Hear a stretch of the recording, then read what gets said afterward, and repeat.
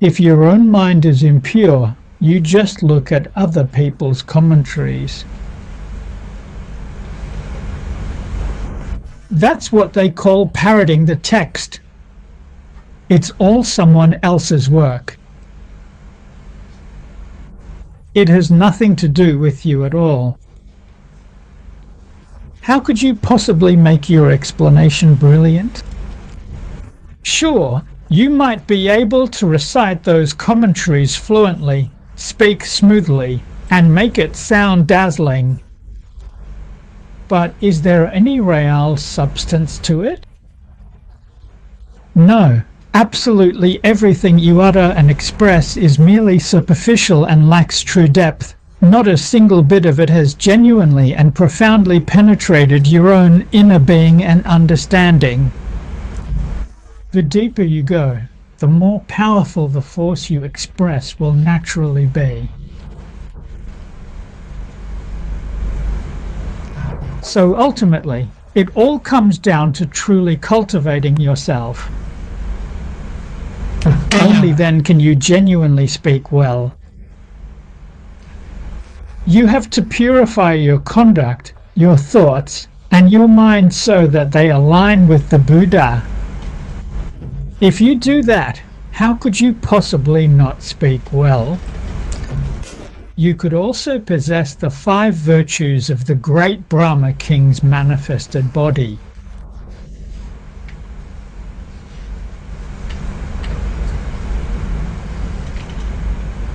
So, for absolute beginners, since we haven't yet awakened and are not defiled, where exactly should we commence our learning journey?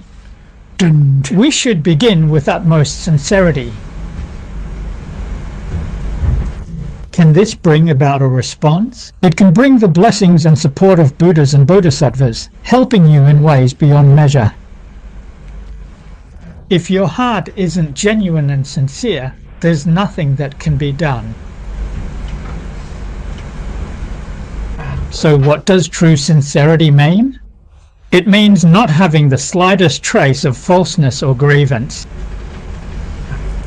It's not just about being sincere when reading or teaching the sutras. If you're sincere on the podium but become fake once you step down, does that work? It doesn't. The key is to understand, if there is one truth, then everything is true. We must have only one sincere heart, the same heart for all Buddhas and Tathagatas, and the same heart for all sentient beings. Only then can you be without limits. If you still have 2 kinds of intentions, you definitely cannot enter suchness.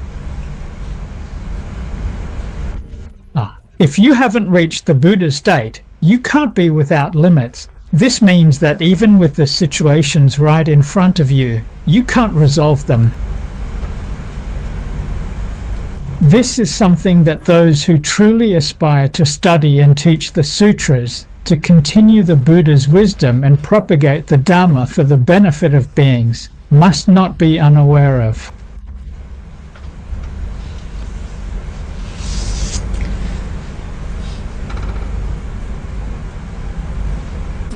The great Bodhisattvas, in their profound understanding regarding the true nature of the entire universe and all life within it, are not just without any limits, they have truly and completely reached that ultimate state of realization. In Buddhism, this profound understanding is precisely called thoroughly realizing the conditions. We know that among them are many truly great Bodhisattvas indeed. All of them are indeed profound manifestations shown by the Buddhas, the Tathagatas, and the compassionate guides of the Taoist tradition. As for the true identity of a Bodhisattva, there isn't even a single trace of it to be found anywhere. Understand, they manifest in identities.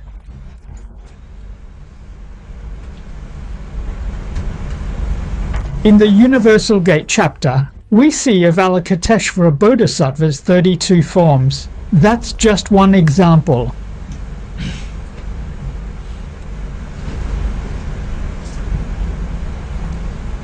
The way they manifest is not according to their own wishes, but entirely in response to the aspirations and feelings of sentient beings. They respond accordingly.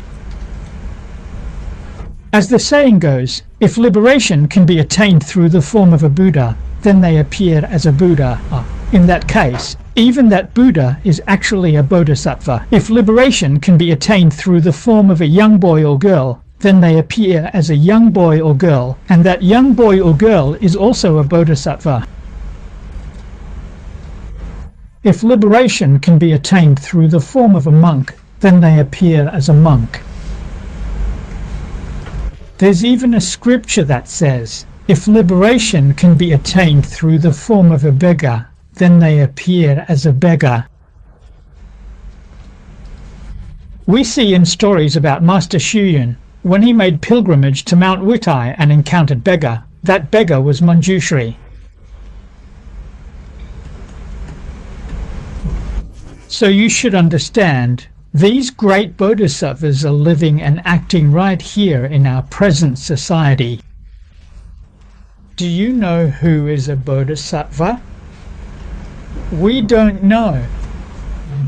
We're just ordinary people with mortal eyes. Why do all the Buddhas, Tathagatas, and great bodhisattvas do this? There's a truly profound and significant purpose behind their every action. It's to deeply inspire within us the utmost and absolute respect for all sentient and living beings. So, what kind of attitude should we Buddhists have? No matter who it is, what it is, or any situation, we should regard them all as manifestations of the Buddhas and Tathagatas. Only then will our sense of respect truly arise. Only in this way can we practice the conduct of Samantabhadra. The very first practice of Samantabhadra is to pay homage to all Buddhas. We should treat every person, every matter, and everything with genuine respect. Li refers to our outward demeanor, while Jing is the purity of our inner heart. So profound meaning, hidden intention behind manifestations, to lead us to mind of Samantabhadra. We absolutely must not dare to look down on any sentient being. In our hearts and minds, they are the incarnations of the Tathagata.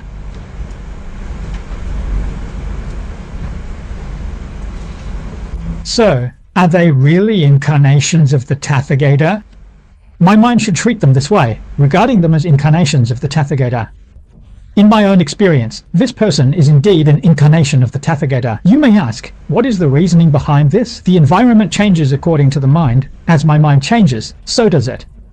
In my mind, they are the Tathagata. In your mind, they are an ordinary being.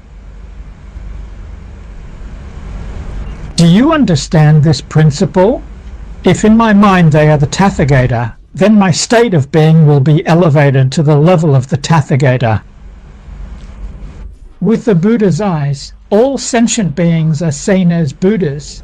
Ordinary people see Buddhas and Bodhisattvas as ordinary, and can't become Buddhas precisely because they see all beings as ordinary.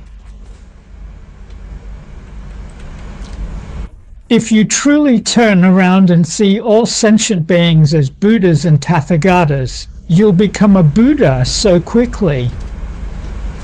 Why did Siddhartha become a Buddha in just one lifetime? What's the reason behind this? It's just because of this one thing. This we treat people, matters, and things with a sincere heart. When your sincerity reaches that most, you can transform situations into the Buddha's realm.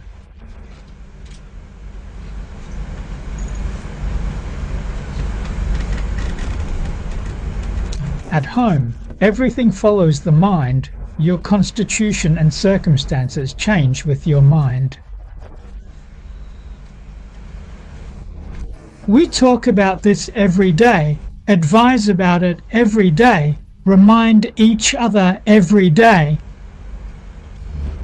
So why can't you make that change? It's not changing at all. It's truly just a matter of a single thought, really. To be honest, the only significant thing truly separating a sage or a Buddha from us ordinary individuals is just a single, profound thought. With one awakened, enlightened thought, you can instantly become a Buddha. Conversely, with one deluded, confused thought, you will remain an ordinary, unenlightened person.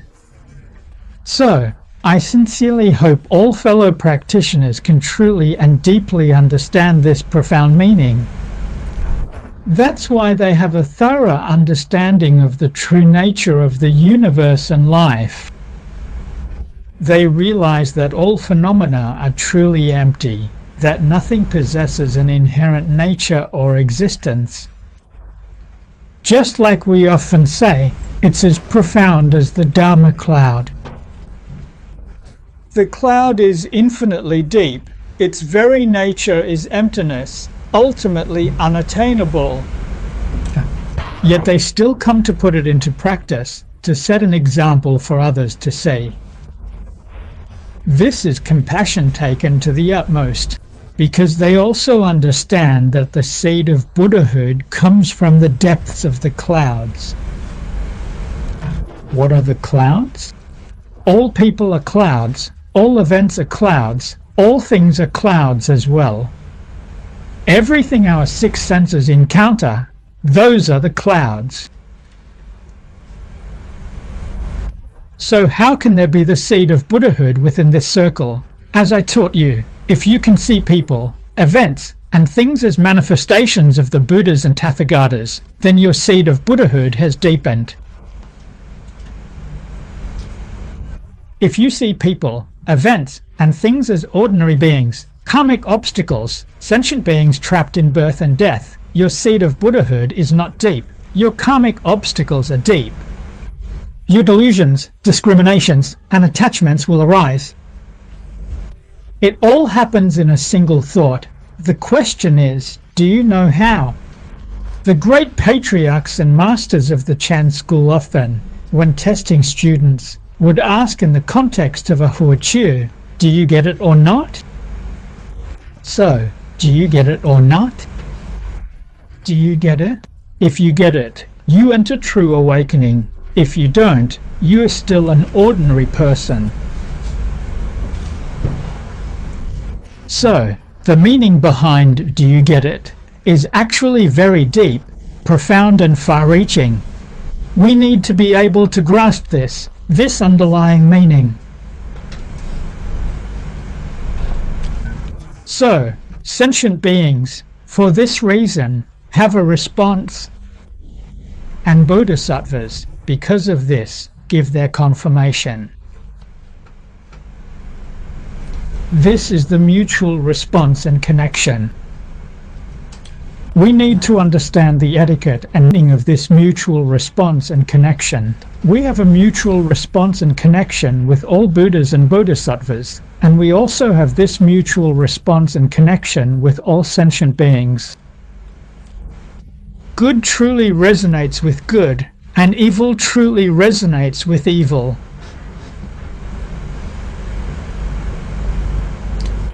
The etiquette and meaning run deep, but is it really impossible to experience it? Let me give a very simple example. You see, people who practice Buddhism like to be with others who also practice Buddhism. I practice Buddhism, so I have that feeling. And all those who practice Buddhism, they respond to it. People who practice Buddhism absolutely won't hang out with those who practice Christianity. Isn't this a very obvious example? It's the same with worldly matters. People who play cards have a group of friends who all like playing cards, They resonate and connect with each other. And people who like dancing connect with others who like dancing. Birds of a feather flock together, and people group themselves by type. So, why do people form into groups and types? It's the principle of resonance. Not only do animals have this kind of resonance, but plants do too. If you pay attention, when you go traveling in the wild or in the mountains and forests, you'll notice the trees. Look at a patch of trees. They're usually all the same kind. You won't often see a forest patch with many different species mixed together. It's rare to see that, unless people have intentionally planted them that way. If the forest grows naturally, when you see a patch of trees, it's always just one species. So, whether it's animals, plants, or minerals, they are always grouped by kind, one group of the same type. This principle is called the law of resonance. Good resonates with good, evil resonates with evil, purity resonates with purity, so then you'll understand how Buddhas resonate with Buddhas.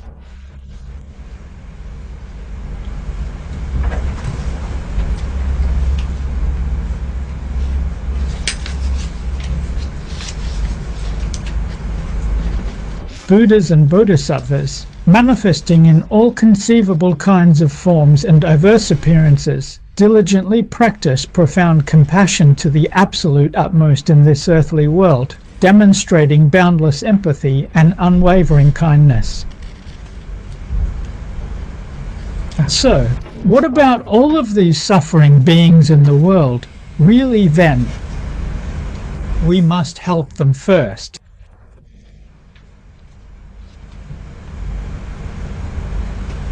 In Taiwan, there's the Tsukai Foundation.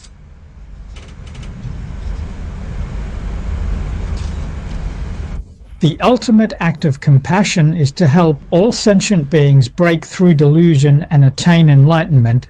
That is true compassionate relief.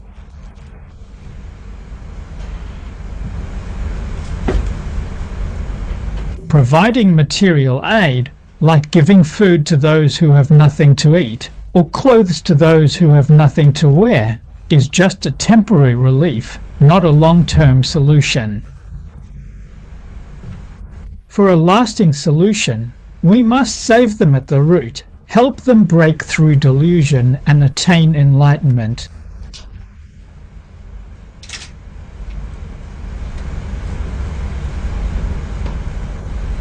We truly need to help them fully recover the innate wisdom and inherent abilities that reside within their own hearts, and also their boundless blessings. This is true and genuine relief, not false or superficial relief. This is helping them to the absolute utmost. The Kittigaba Sutra offers fundamental inspiration to all sentient beings, especially those suffering the most. As I just made very clear, you must first practice according to the teachings yourself. Only by truly and fully embodying every word and sentence in this sacred sutra can you truly and profoundly understand it.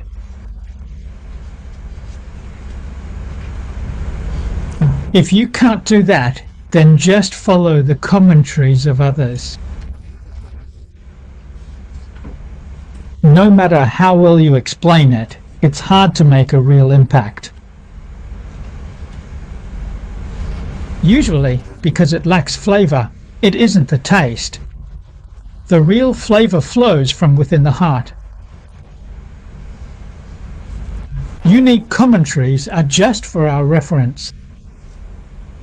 Those are the states realized through their own diligent practice, flowing directly from their own minds, not from our own inherent nature. break time equals 0.5s/, and it must truly come from the profound depths of our own hearts.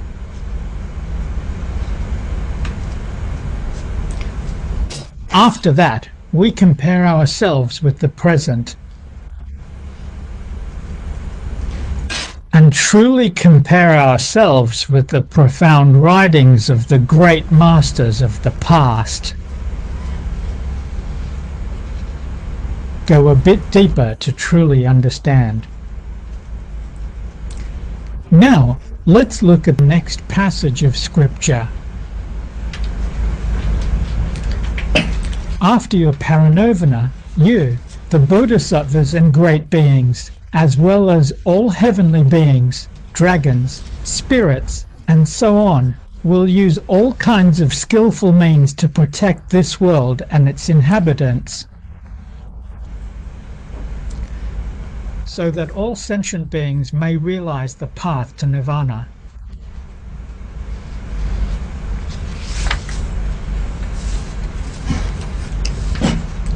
In this profound passage, the world-honored one, with immense wisdom and compassion, deliberately sets aside his own wishes and desires for the benefit and spiritual advancement of the Bodhisattva Mahasattvas, who are great beings dedicated to the enlightenment of all sentient beings. Especially after the Buddha manifested parinirvana, when there is no longer a Buddha dwelling in this world. Break time equals 0.5s/. Without the presence of the Buddha in this world, all sentient beings would undoubtedly suffer greatly and endlessly.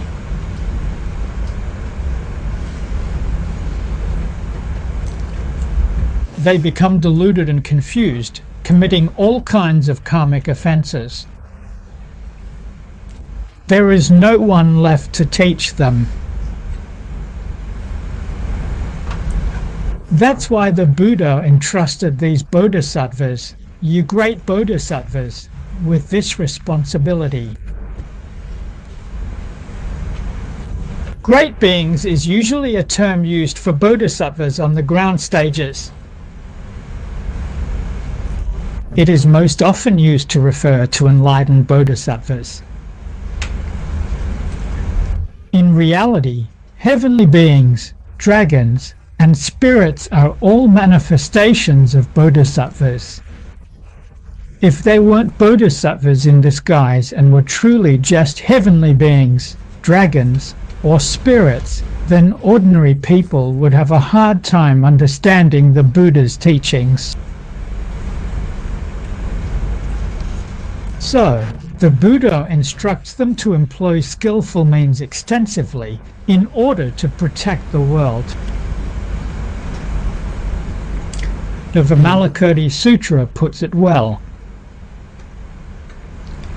If there are no skillful means, Fang literally means method or technique, and Bien truly means adaptation or expediency.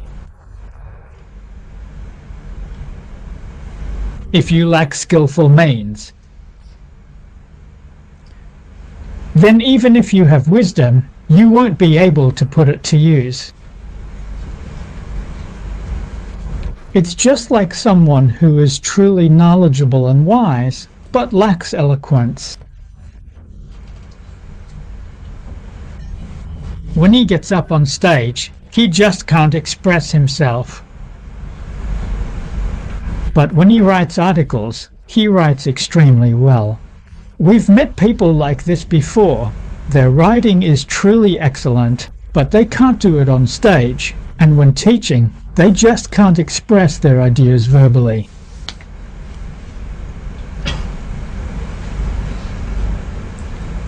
That's why, when expounding the Dharma, one must seek unobstructed eloquence. Eloquence also requires the blessings of the Buddhas and Bodhisattvas. So how can one receive the blessings of the Buddhas and Bodhisattvas? It comes down to a sincere response. Only when I act for all sentient beings, and not for myself, can I receive blessings of Buddhas and Bodhisattvas. Why is it that most people pray to the Buddhas but don't get a response? When they pray to the Buddhas and Bodhisattvas for sentient beings, there's still a bit of self-interest mixed in. Even if 99% is for sentient beings, there's still a little bit for themselves. Then the power of that response just can't be achieved. What's more, nowadays when most people genuinely spread the Dharma and truly benefit others, to be honest, it's probably 90% for their own personal gain and only 10% for the welfare of sentient beings. Even a 50-50 split is quite rare, so how could there possibly be any significant response? Looking at these facts, I hope our fellow practitioners will observe carefully and reflect deeply on them.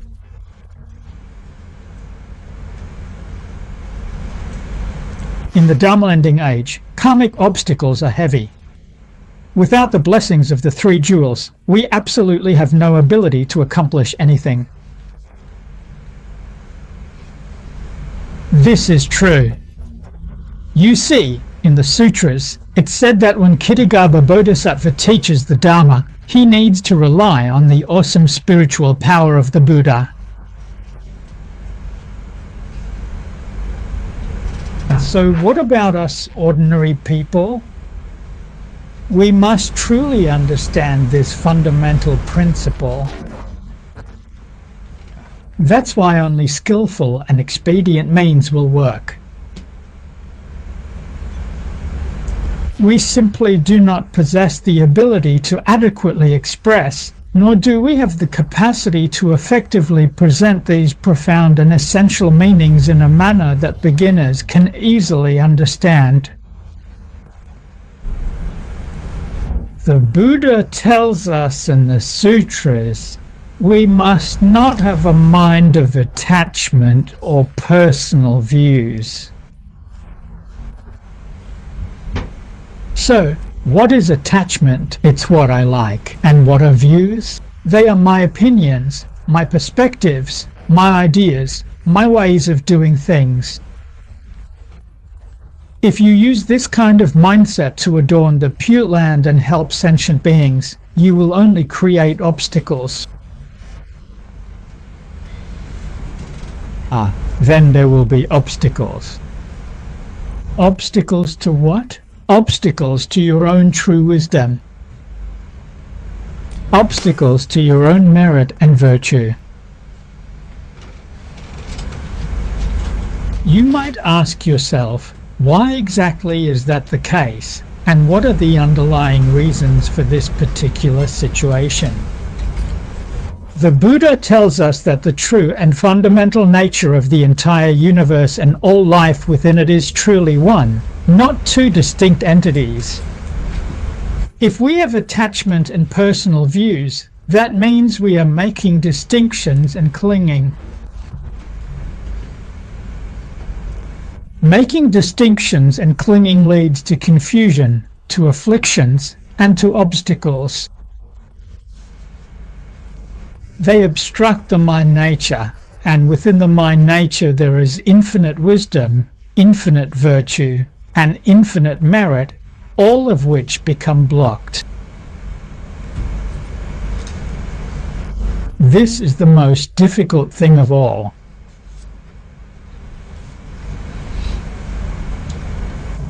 But this is the true and ultimate reality. If we let go of attachment and personal views, or in other words, if we simply let go of making distinctions and clinging to them, since attachment and personal views are precisely just that, then we can truly perceive the world as it is. Only then is your mind truly pure. The title of the Infinite Life Sutra refers to as purity, equality, and enlightenment. I can take these 5 distinct characters and effectively condense them into just 4. That way, it's easier for everyone to understand. sincerity, purity, equality, true awareness, and compassion.